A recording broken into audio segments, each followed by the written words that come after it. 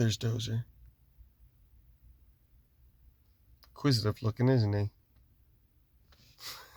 Actually, he's probably more confused than curious. Oh my goodness. Right now, they're my, what do they call them? Fur babies? Yeah, well, they're like babies. They're like kids. Well, not really like kids. I have kids. And having a pet isn't really anything like having a kid, other than you got to feed them and clean up after them, which is a lot of the role of a parent, cleaning and washing up after kids and making sure they're fed and surviving.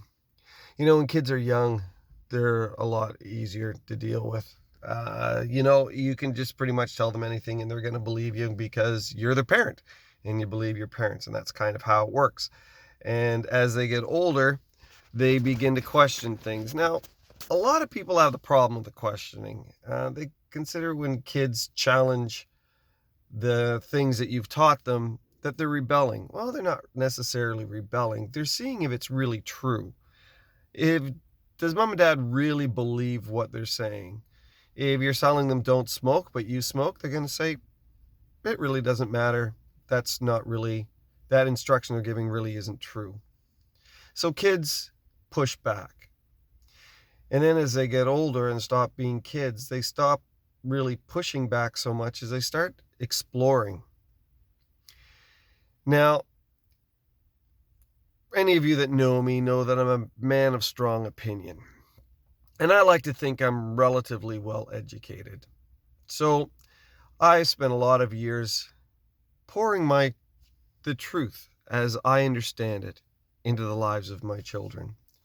The other day, my son said, "Dad, can I get your email address?" I'm like, well, that's weird. I thought he had it. But anyway, so he gets email address and he sends me some information. Supposedly, he had been looking at my Facebook and disagreed with me. Oh, the audacity of that boy. I fed him.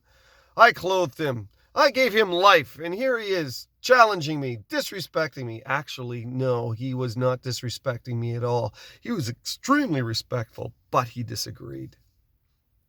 And he wanted to tell me why. Now, he was really quite concerned regarding how my response would be, but man, I'm so proud of my son. See, it doesn't matter necessarily whether I agree or disagree with him or not. I want to know that he's thinking and that he's processing. So many times there are people that jump onto the bandwagon of faith and they just start believing, but they don't study the word. They don't look into the word. They just accept it. The Bible talks about them as people that have seed that gets thrown into shallow ground or weedy soil. And they grow up pretty quick, but the weeds grow up quick too and they choke them out. Why? Because they're not rooted in the truth. They're not rooted in the sound teachings of the Word of God. And a lot of stuff we see with the emergent church or progressive Christianity, which they're saying the Bible doesn't even matter anymore. Not really. It's all about how you feel about it.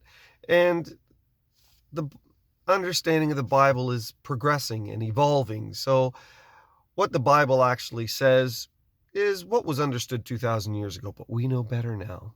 No, we have a source of truth.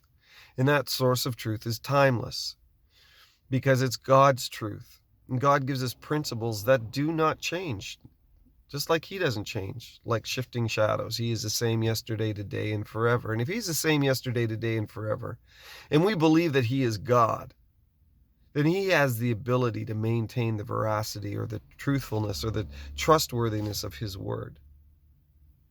See, Aeden challenged my word because what I was basing my information on was worldly information. It was political. But when it comes to matters of faith, we need to study the Word of God. We need to know the truth. We need to know the truth so well that we don't necessarily need to know all the lies, because if they don't match up with the truth, then they don't match up. Anyways, I'm proud of my son Aeden.